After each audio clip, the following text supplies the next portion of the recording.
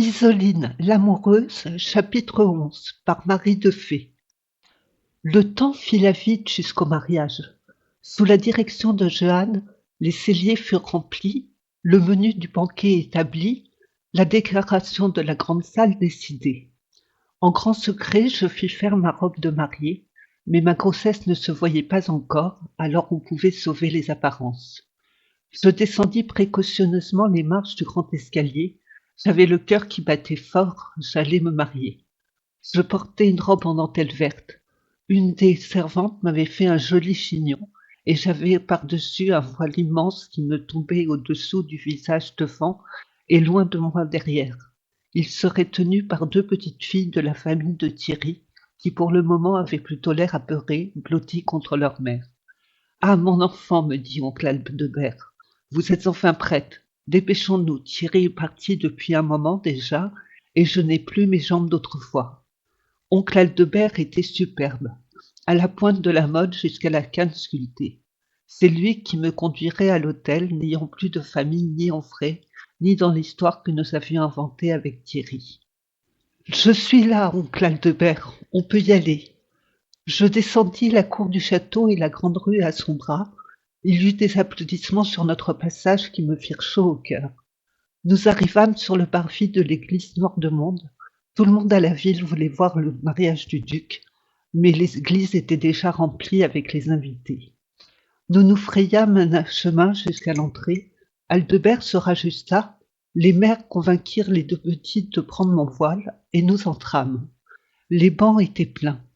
Je voyais Thierry au bout de l'allée, il me paraissait horriblement loin. Oncle Aldebert m'offrit son bras, et nous remontâmes doucement le chemin qui menait à l'hôtel. J'avais fièrement remonté le menton. J'étais celle que Thierry épousait.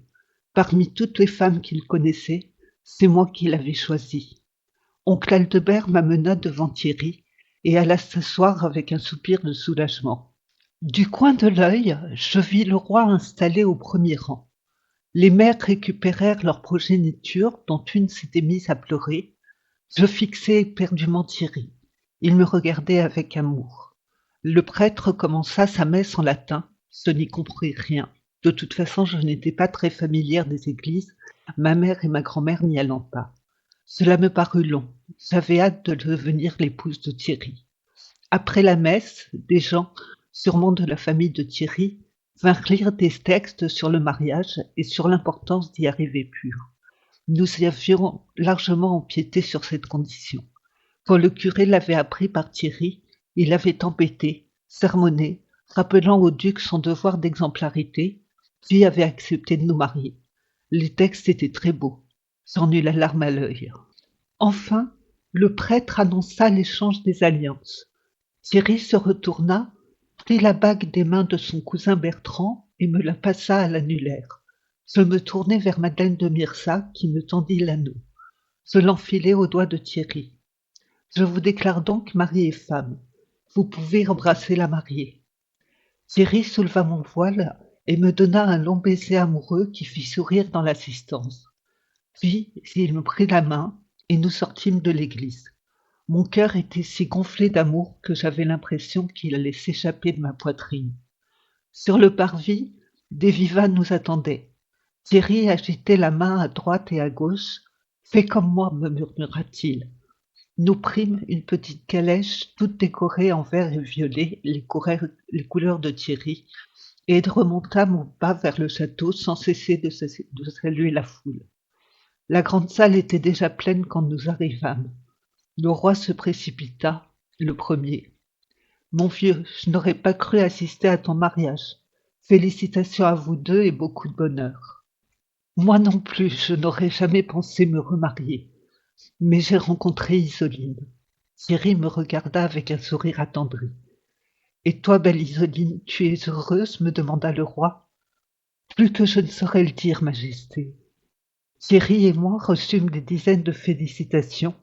Je serrai des mains, embrassai des joues inconnues, puis le roi revint avec quelques seigneurs chercher Thierry pour l'entraîner dans une discussion sur la politique en général et la guerre en particulier. Je me dirigeai vers le buffet pour y prendre une boisson fraîche. Mon enfant, s'exclama Madeleine de Mirza, Alors c'est fait? Oui, je suis officiellement la femme de Thierry, dis-je avec un grand sourire. Et notre petit secret, tout se passe bien? Pour l'instant, je ne ressentais aucun trouble lié à ma grossesse. Au contraire, j'étais plutôt en forme. Tout va très bien. Tant mieux. Les gens jaseront que le bébé arrive si tôt après le mariage, mais bon, ils s'y feront. Alix va nous rejoindre. Félicitations, Isoline. Je vous souhaite d'être heureux tous les deux. Merci, Alix. Déjà, Thierry n'est pas un coureur comme mon mari, ça vous fera un souci de moins. Par réflexe, je le cherchais dans la foule. Je repérais rapidement sa haute silhouette. Il discutait toujours avec le roi et un groupe de chevaliers, mais comme s'il avait senti que je le regardais, il tourna la tête vers moi et m'envoya un baiser que je lui rendis. Vous êtes adorables tous les deux, commenta Madeleine. Les très nombreux membres de la famille de Thierry vinrent me saluer à leur tour, me donnant du madame la duchesse auquel je n'étais pas encore habitué. Je ne mémorisais pas tous les noms. On m'attrapa par la taille, c'était Thierry. Viens ma belle, on va aller dîner. Nous nous installâmes à la table d'honneur, les musiciens avaient commencé à jouer et vinrent devant nous exécuter leur prouesse. Après les pâtés, il y eut les volailles. Je dévorais avec un bel appétit qui faisait dire à Thierry que je mangeais littéralement pour deux. Puis arrivèrent les rôtis. Du fromage fut proposé, et enfin deux valets amenèrent un gigantesque gâteau de touron décoré de fleurs multicolores. Thierry et moi allâmes ensemble couper la première part que nous mangeâmes dans la même assiette. Les musiciens passèrent aux concerts à danser. Thierry me prit par la main pour me lever de table.